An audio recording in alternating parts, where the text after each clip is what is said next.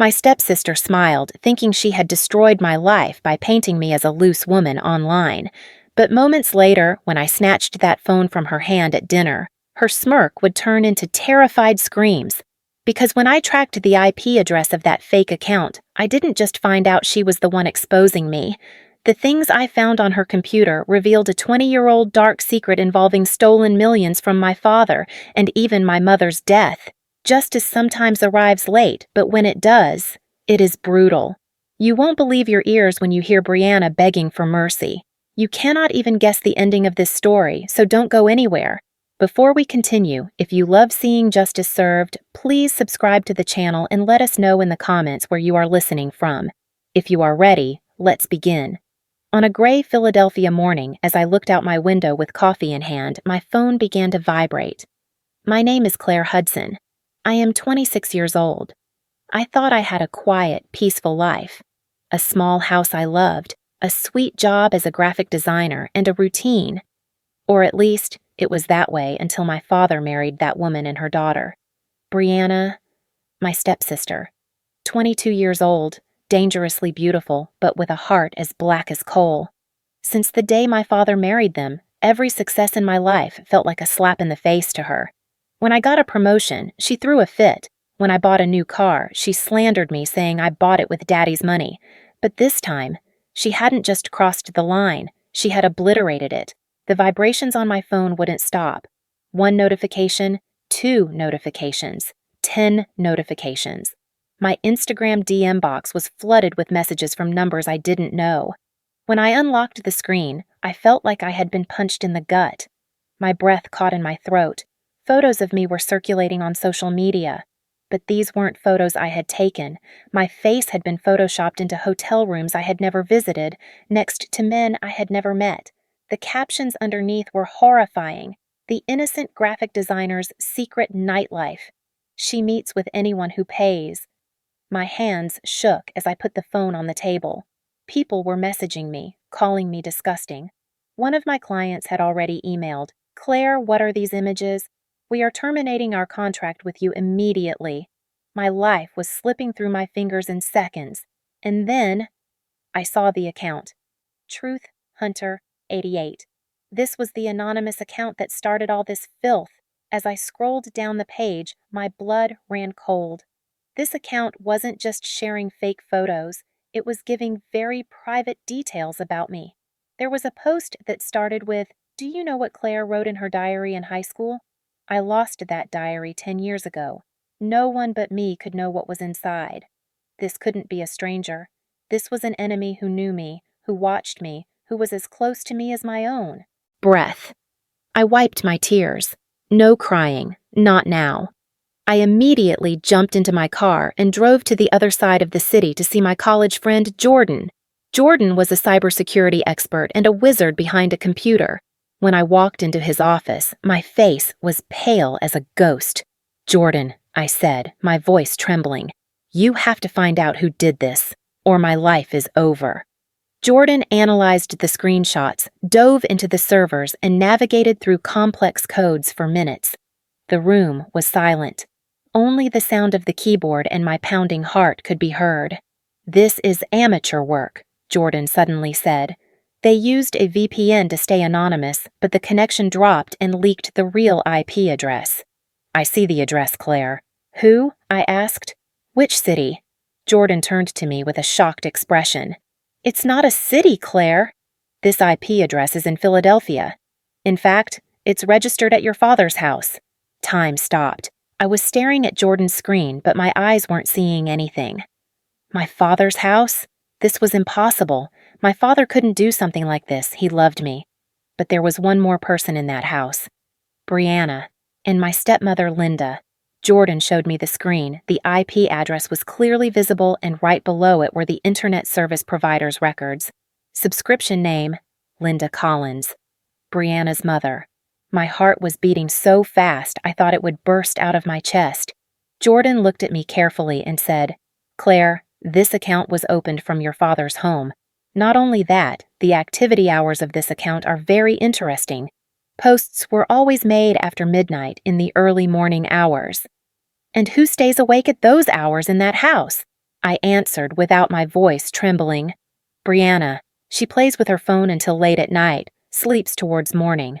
Jordan nodded. Exactly. But, Claire, I also have to tell you this girl didn't just create a fake account. I looked at the system logs. Other things were done from this IP address, too. What kind of things? I asked. Jordan took a deep breath. There are login attempts to your email account. There are failed ones and successful ones, too. She tried to steal your passwords. She even accessed your cloud storage account. Claire, this girl hacked you months ago. The anger inside me started boiling like lava, but I tried to appear calm on the outside. Jordan, I said, give me all the logs. Everything. The dates, times, which devices were used to connect. Every single detail. Jordan handed me a USB drive. Everything is here, he said. But Claire, what are you going to do with this? Are you going to go to the police? I looked at the USB in my hand. No, I said. Not yet. If I go to the police now, she'll destroy all the evidence. I need to catch her red-handed. I need her to confess. Jordan looked worried. Claire, this is dangerous. If she's crazy enough to do all this, who knows what else she might do? I stood up and grabbed my bag. That's exactly why I need to be smarter than her. Jordan, thank you.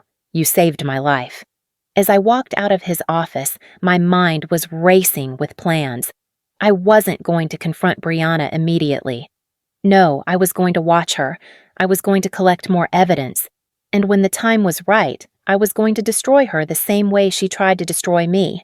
That evening, I drove to my father's house for our weekly family dinner. My father had insisted on these dinners after he married Linda, saying we needed to bond as a family. I hated them. Sitting across from Brianna, pretending everything was fine, while she smirked at me like she knew something I didn't. But tonight would be different. Tonight, I knew her secret. When I walked into the dining room, Brianna was already sitting at the table, scrolling through her phone. She looked up when I entered and gave me that fake, sweet smile. Claire, she said, her voice dripping with false concern. I heard about those awful photos online. Are you okay? That must be so embarrassing for you. I forced a smile. Oh, I'm fine, Brianna. Just some jealous person trying to bring me down. But don't worry, I'm going to find out who did it. For a split second, I saw panic flash across her face. But she quickly recovered. Well, I hope you do, she said. People like that deserve to be punished. I sat down next to my father, who hugged me warmly. Sweetheart, he said, if you need any help with this situation, you let me know. I have lawyers who can handle this. Thanks, Dad, I said, but I think I can handle it myself. Linda, Brianna's mother, brought out the dinner plates. She was a thin woman with sharp features and cold eyes. She never liked me, and the feeling was mutual.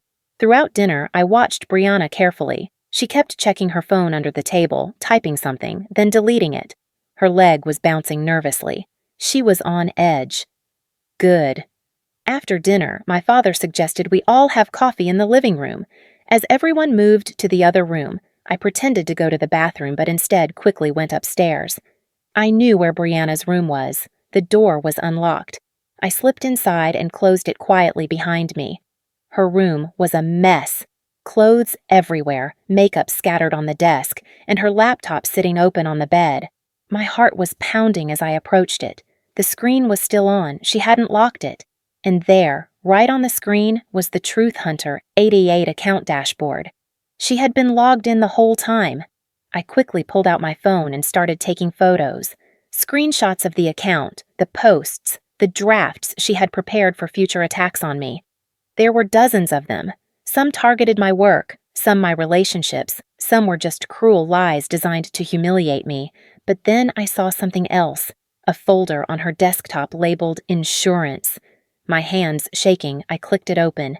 Inside were documents, bank statements, legal papers, emails between Linda and someone named Marcus Webb. And as I started reading, my blood turned to ice. These weren't just documents about Brianna's attacks on me. These were documents about my father's business, specifically about $2 million that had gone missing from his company accounts 15 years ago, the same time my mother died. I heard footsteps coming up the stairs. I quickly sent all the photos to my email, closed the laptop, and slipped out of the room just as Brianna appeared at the top of the stairs. "What were you doing up here?" she asked suspiciously. "Just looking for the bathroom," I said. The one downstairs was occupied. She narrowed her eyes but said nothing. We both went back downstairs. The rest of the evening was torture. I had to sit there smiling and nodding while my mind raced with what I had just discovered.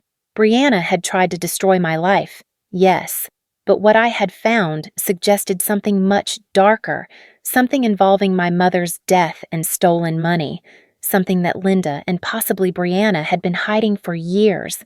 When I finally left that night, I didn't go home. I went straight back to Jordan's office. He was still there, working late as usual. "Jordan," I said, bursting through his door, "it's bigger than we thought. Much bigger." I showed him the photos I had taken.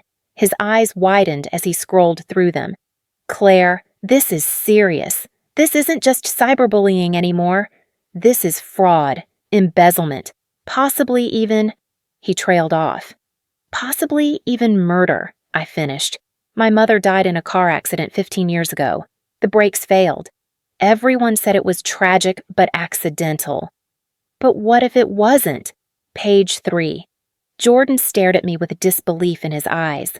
"Claire, are you saying what I think you're saying?" His voice was barely a whisper. I nodded slowly, my throat tight.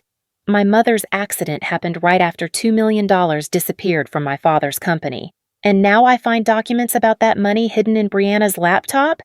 This can't be a coincidence. Jordan ran his hands through his hair, clearly stressed. "Okay, let's think about this logically. Why would Brianna have these documents? She would have been only 7 years old when your mother died." That's when it hit me. Linda. Brianna's mother, Linda. She must have been involved somehow. Maybe she knew my father before my mother died. Maybe she was the one who orchestrated everything. Jordan pulled up a search engine on his computer. "What's Linda's maiden name?" "Collins," I said. "Linda Collins." He typed rapidly, his fingers flying across the keyboard. Within minutes, he had pulled up old employment records. "Claire, look at this. Linda Collins worked at your father's company 20 years ago. She was an accountant in the finance department." My stomach dropped. She had access to the money. She could have stolen it. And then what? Jordan continued reading. "She left the company abruptly in 2005, the same year the money went missing and your mother died. There's no record of her working anywhere else for the next 3 years. It's like she disappeared. Because she was living off the stolen money," I whispered. "Jordan, she killed my mother. She stole the money, and when my mother found out or got suspicious, Linda killed her and made it look like an accident." "We need to go to the police right now," Jordan said, reaching for his phone. "No," I grabbed his wrist. "Not yet. We don't have enough proof. These documents show something suspicious, but they don't prove murder. We need more. We need a confession." Jordan looked at me like I was crazy. "Claire, these people are dangerous. If they killed once, they can kill again. You can't confront them alone." "I won't be alone," I said. "You'll be there. We're going to set a trap. We're going to make Brianna so paranoid that she confesses everything, and we're going to record it all." The next 3 days were crucial. I continued acting normal, going to the family dinners, smiling at Brianna while she smirked back at me. But behind the scenes, I was building my case. Jordan helped me install hidden cameras in my father's house. Small ones, impossible to detect. We placed them in the living room, the kitchen, and one in the hallway outside Brianna's room. We also set up audio recording devices. Everything they said would be captured. Then came the bait. I created my own fake social media account and started posting vague threats. "I know what you did. The truth will come out. IP addresses don't lie." I made sure to post these at times when I knew Brianna would be online. And just as I predicted, she took the bait. Within hours, Truth Hunter 88 became active again, posting even more vicious lies about me. But this time, I was ready. I documented everything, every single post, every timestamp, every piece of evidence that connected that account to Brianna. Jordan tracked her digital footprint like a bloodhound. "She's getting sloppy," he told me. "She's panicking. She's making mistakes." "Good," I said. "Let her panic. The more desperate she gets, the more likely she'll slip up." On the fourth night, I showed up at my father's house unannounced. I had called ahead and told him I needed to talk to the whole family about something important. When I arrived, everyone was gathered in the living room. My father looked concerned, Linda looked annoyed, and Brianna looked terrified. I could see the fear in her eyes. She knew something was coming. I sat down across from them, my laptop bag on my knees. "So," I began, my voice steady, "I wanted to talk to you all about something that's been happening to me lately." My father leaned forward. "The photos online?" "Sweetheart, we've been so worried about you." I nodded. "Yes, the photos, and the lies, and the harassment. It's been going on for months. Someone has been systematically trying to destroy my reputation, my career, my life." Linda spoke up, her voice cold. "That's terrible, Claire. But why are you telling us this? Do you think we can help?" "Oh, you've already helped," I said, looking directly at her. "In fact, you've been very involved." The room went silent. Brianna's face went pale. "What are you talking about?" she stammered. I opened my laptop and turned it around so they could see the screen. "I'm talking about this, Truth Hunter 88. The fake account that's been posting lies about me. The account that was created from this house. From your IP address." Brianna's mouth opened and closed like a fish. "That's ridiculous," she said. "Anyone could have hacked our internet." "Nice try," I said. "But the login times match perfectly with your sleep schedule.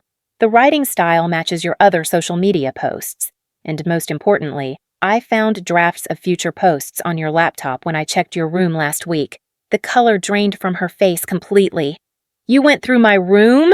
That's illegal. You're the one who's been committing crimes, Brianna," I shouted, standing up. "You hacked my accounts. You stole my private photos. You created fake images to destroy my reputation. Do you have any idea what you've done? My clients dropped me. My friends won't talk to me. People think I'm some kind of prostitute because of your lies." My father stood up, his face red with anger. "Brianna, is this true? Did you do this?" She started crying, those fake tears she was so good at producing.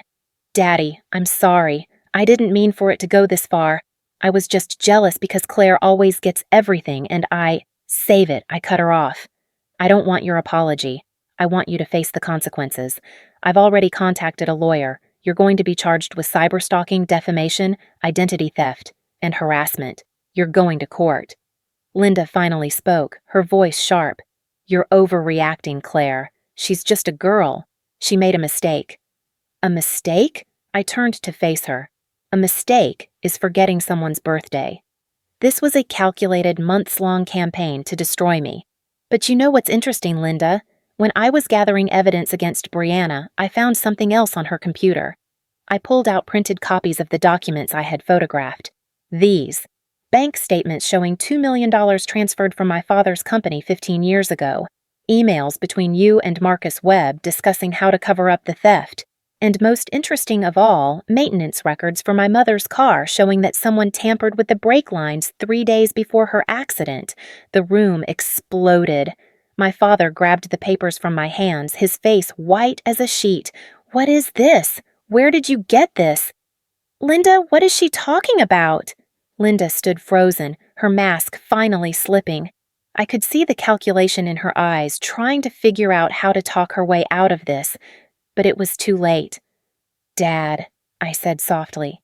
"Linda worked at your company when the money disappeared. She had access to the accounts. She stole the money. And when Mom found out or got suspicious, Linda had her killed. Then she disappeared for 3 years, living off the stolen money. And when enough time had passed, she came back and seduced you so she could get close to whatever was left of your fortune." Page 4. My father's hands were shaking as he held those papers. His face had gone from white to red to purple in seconds. "Linda," he said, his voice dangerously low, "tell me this isn't true. Tell me right now that you didn't kill my wife." Linda's composure finally cracked. She let out a bitter laugh that sent chills down my spine. "You want the truth, Richard? Fine. Yes, I took the money. Yes, I knew about Elizabeth's accident, but I didn't kill her. That was all Marcus. He was obsessed with me. He did it to protect me when your precious wife started asking questions about the missing funds. My father lunged at her, but I grabbed his arm. Dad, don't! She's not worth it. Let the police handle this. But Linda wasn't done. She turned her venom on me. You think you're so smart, Claire? You think you've won? Your mother was a fool who couldn't mind her own business. She found one irregularity in the books and suddenly she's playing detective. Marcus only meant to scare her. The brake failure was supposed to be minor, but things went wrong. It happens. The casual way she talked about my mother's murder made my blood boil. I pulled out my phone. Say that again, Linda. Say it clearly. Because every word you just said has been recorded and transmitted to the police. Her face went white. What? I smiled coldly. Did you really think I'd come here without backup? Jordan has been streaming everything to Detective Sarah Morrison at Philadelphia PD. They've been listening to every word. In fact, I held up my phone, showing the active call. They're probably already on their way. Right on cue, we heard sirens outside. Brianna started screaming. Mom, what did you do? What's happening? You said we were safe. You said no one would ever find out. Linda spun on her daughter. Shut up, you stupid girl. This is your fault. If you hadn't been so obsessed with your stepsister, if you hadn't drawn attention to us with your pathetic online attacks, none of this would have happened. So you knew, I said to Brianna. You knew your mother killed mine and you said nothing. Brianna was sobbing hysterically now. I didn't know everything. I just knew Mom had money from before, money she wouldn't explain. And I found some old emails once between her and someone named Marcus. They talked about your mom's accident like it was something they planned, but Mom said it was just unfortunate timing, that they were innocent. She said you and your dad had everything and we deserved something too. That's why I started the fake account. I wanted to hurt you the way I thought your family hurt us. The police burst through the door at that moment.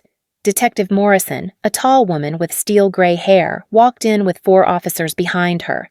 Linda Collins, you're under arrest for conspiracy to commit murder, embezzlement, and fraud.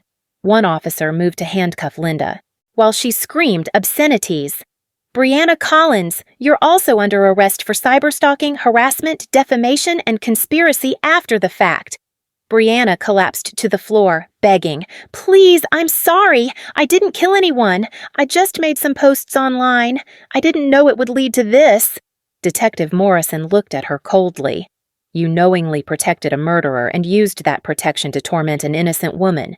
You'll have plenty of time to think about your choices in prison. As they were being led away, Linda turned to my father one last time. Richard, you have to believe me. I did love you. I do love you. The money, the planning, it all happened before we got together. What we have is real. My father's voice was broken when he spoke. Get out of my house. I never want to see you again. You killed the love of my life and then you slept in her bed. You're a monster. The officers dragged her out as she screamed his name.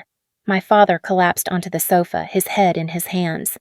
Claire, I'm so sorry. I brought those people into our lives. I let that woman's daughter torture you. I didn't protect you. I sat beside him and took his hand. Dad, you didn't know. None of us knew. But it's over now.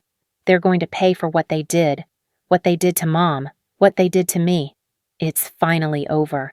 But it wasn't over yet. Not completely. The next few weeks were a whirlwind of police statements, lawyer meetings, and media attention. The story broke nationally. Stepmother and stepdaughter arrested in decades-old murder plot and cyber-stalking case. My face was everywhere. But this time, people weren't calling me names. They were calling me brave, strong, a survivor. Jordan helped me repair my online reputation. We systematically took down every fake post, every manipulated photo, every lie that Brianna had spread. We sent cease and desist letters to websites that had shared the false information. Within a month, when you searched my name, the first results were articles about how I had solved my mother's murder and brought criminals to justice. My clients came back, apologizing profusely. New clients reached out, impressed by my resilience. My career didn't just recover, it flourished. But the best part came during the trial. I sat in that courtroom every single day, watching as the prosecution built their case. Marcus Webb, the man who had actually tampered with my mother's car, had been found living in Mexico under a false name. He was extradited and agreed to testify against Linda in exchange for a lighter sentence. He confirmed everything. Linda had seduced him when they worked together, convinced him to help her steal the money, and when my mother discovered irregularities in the company finances, Linda had begged Marcus to do something. He admitted he had cut the brake lines, expecting it to cause a minor accident that would distract my mother from her investigation. But the brakes failed completely on a highway, and my mother crashed at 70 miles per hour. She died instantly. The courtroom was silent as he described it. My father wept beside me. I held his hand tightly, tears streaming down my face, but I didn't look away. I owed it to my mother to hear every word. Linda showed no remorse during the trial. She sat there stone-faced, occasionally glaring at me like this was somehow my fault. Her lawyer tried to argue that she hadn't directly killed anyone, that Marcus had acted alone, but the emails and recorded conversations proved she had orchestrated everything. The jury deliberated for only 3 hours, guilty on all counts. Linda was sentenced to 25 years to life for conspiracy to commit murder and fraud. She would be eligible for parole when she was 73 years old. As they led her away, she finally looked at me. "I hope you're happy, Claire. You destroyed my life." "No," I said clearly. "You destroyed your own life when you killed my mother. I just made sure you faced the consequences." Brianna's trial was separate and came 2 weeks later. Her lawyer tried to paint her as a victim of her mother's influence, a troubled young woman who didn't understand the magnitude of what she was doing. But the evidence against her was overwhelming. Hundreds of posts, thousands of manipulated images, detailed plans to destroy my reputation and career. The prosecution brought in experts who testified about the psychological damage cyberstalking causes. They brought in my former clients who explained how they had lost money and opportunities because of Brianna's lies. They even brought in some of Brianna's online victims from before me, other women she had targeted out of jealousy. Page 5. Final. The judge listened to everything with a stern expression. When it was time for sentencing, he looked directly at Brianna and said something I will never forget. "Miss Collins, you used the internet as a weapon to destroy an innocent woman's life. You showed no remorse until you were caught. You manipulated images, fabricated evidence, and systematically tried to ruin someone's reputation, career, and mental health. The fact that you were also protecting your mother's involvement in a murder makes your actions even more deplorable. This court sentences you to 8 years in prison for cyberstalking, harassment, defamation, and conspiracy after the fact. Additionally, you are ordered to pay Claire Hudson $250,000 in damages for the harm you caused to her reputation and career." Brianna screamed when she heard the sentence. 8 years? I'm only 22. My life is over. The judge banged his gavel. "Your victim was 26 and you tried to destroy her entire existence. You'll have plenty of time to reflect on your choices. Take her away." As the officers dragged her out of the courtroom, Brianna looked at me with pure hatred in her eyes. "This is all your fault, Claire. You ruined everything. I should have tried harder to destroy you." I stood up and walked closer to her, looking her directly in the eyes. "You know what's funny, Brianna?" I said calmly. "If you had just been a decent human being, if you had just accepted that I wasn't your enemy, none of this would have happened. You destroyed yourself the moment you let jealousy and hatred control you.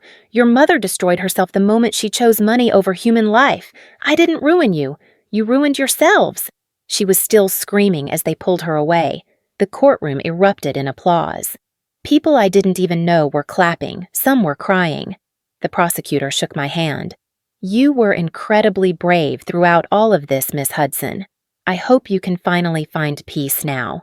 I nodded, unable to speak through the tears. Outside the courthouse, reporters swarmed me with cameras and microphones. "Claire, how do you feel now that justice has been served? What's next for you? Will you ever forgive your stepsister?" I took a deep breath and spoke clearly into the cameras. "I feel relieved that the truth finally came out. My mother can rest in peace knowing her killer faced justice. As for what's next, I'm going to rebuild my life, stronger than before. And forgiveness? Maybe someday, but not today. Today, I'm just grateful that evil didn't win. The media loved it. My interview was played on every news channel. I became a symbol of resilience, of fighting back against cyberbullying and family betrayal. Speaking invitations poured in. Companies wanted me to speak about online safety and standing up to harassment. I even got a book deal to tell my full story. But the most meaningful moment came 3 months after the trial. My father and I visited my mother's grave together. We had rarely gone there together before because it was too painful for him, but now, with Linda's lies exposed and justice served, he was finally ready to properly grieve. We stood there in silence for a long time before my father spoke. "Elizabeth," he said, his voice breaking, "I'm so sorry I didn't see the truth sooner. I'm sorry I brought that woman into our home, into our lives. But our daughter, our beautiful Claire, she's just like you. Strong, smart, relentless. She didn't give up until she found the truth. She got justice for you, sweetheart. I hope you're proud of her, because I am." I knelt down and placed flowers on her grave.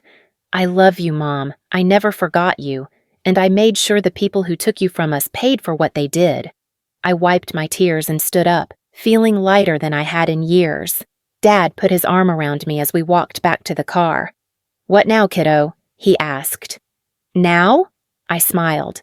"Now I live my life. I build my career. I help other people who are going through what I went through. I make sure Mom's memory means something, and I never, ever let anyone make me feel small again." My father hugged me tightly. "That's my girl!"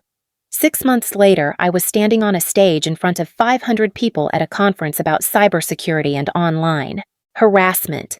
I told my story from beginning to end. The fake accounts, the manipulated photos, the systematic destruction of my reputation, and how I fought back with evidence, patience, and determination.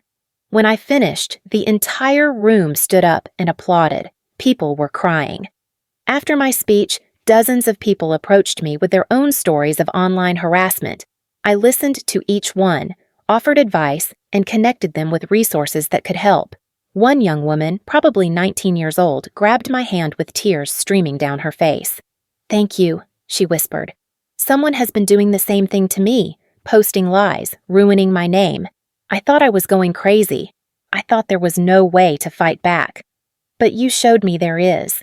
You have to document everything," I told her. "Every post, every message, every timestamp. Build your case carefully and don't confront them until you have solid proof. And most importantly, don't let them see you break. That's what they want." She hugged me and promised she would follow my advice. I watched her walk away feeling hopeful, and I realized this was my purpose now, helping others fight back against their tormentors. My business flourished beyond my wildest dreams. Companies hired me not just as a graphic designer, but as a consultant on brand reputation and crisis management. I launched a nonprofit organization called Truth Shields that helped victims of cyberstalking gather evidence and navigate the legal system. Jordan became my business partner, and together we developed software that could track online harassment and build legal cases automatically. The $250,000 Brianna was ordered to pay me? She obviously didn't have it, so her assets were seized and sold. It wasn't nearly enough, but I donated every penny to organizations that support victims of cyberbullying and families affected by murder. As for my father, he sold the house where Linda and Brianna had lived. "Too many bad memories," he said. He bought a smaller place closer to my home, and we started having weekly dinners again, just the two of us. Sometimes we talked about Mom, sharing happy memories. Sometimes we talked about the future. But we never talked about Linda and Brianna. They didn't deserve our energy anymore. I did receive one letter from Brianna about a year into her sentence. It was forwarded to me by my lawyer. In it, she claimed she had found God in prison and wanted to apologize for everything she had done. She begged for forgiveness and said she understood if I couldn't give it. She talked about how hard prison was, how the other inmates treated her terribly when they found out why she was there. I read the letter once and then put it in a drawer. I didn't respond. Maybe her remorse was genuine, maybe it wasn't, but it didn't matter anymore. Forgiveness wasn't something she could demand or that I owed her. It was something I might give when I was ready, if ever. For now, I was focused on my own healing and helping others heal.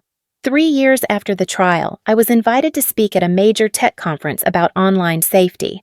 As I stood backstage preparing to go on, I got a notification on my phone. It was a news alert. Linda Collins, the woman convicted of conspiracy to commit murder in the Elizabeth Hudson case, died today in prison from a heart attack. She was 61 years old. I stared at the notification for a long moment. I waited for some feeling to hit me: relief, satisfaction, sadness, anything. But there was nothing. She was just gone, and her absence from the world changed nothing for me.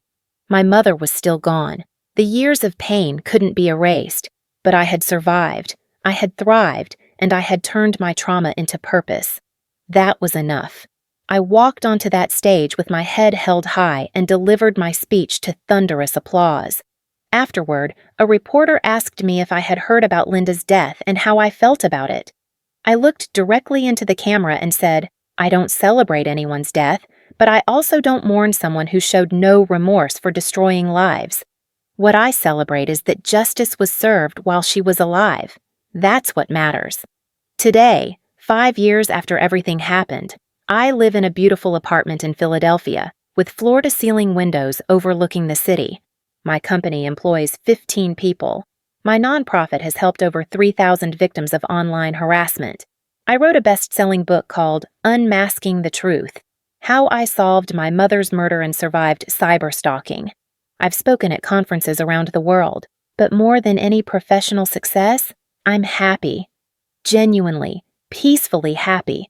I wake up every morning grateful to be alive, grateful to have fought back, grateful that I didn't let evil win. Sometimes late at night when I can't sleep, I think about everything that happened. I think about how close Brianna came to destroying me completely. How, if I had been just a little bit weaker, a little bit less determined, she might have won. But I wasn't weak. I was my mother's daughter, and I fought with everything I had. The girl who smiled thinking she had destroyed my life is now sitting in a prison cell with 3 more years left on her sentence. The woman who killed my mother died in prison. And me? I'm standing here, thriving, successful, surrounded by people I love and who love me back. So let this be a lesson to anyone who thinks they can destroy someone through lies, manipulation, and cruelty. The truth always comes out eventually. Justice might be slow, but when it arrives, it's absolute. And the person you tried to destroy might just be strong enough to not only survive, but to rise higher than you ever imagined possible. Brianna wanted to see me fall. Instead, she's the one who fell, and I'm the one who soared. That's how this story ends. Not with her victory, but with mine. Not with me broken, but with me stronger than ever. And honestly, that's the sweetest justice of all.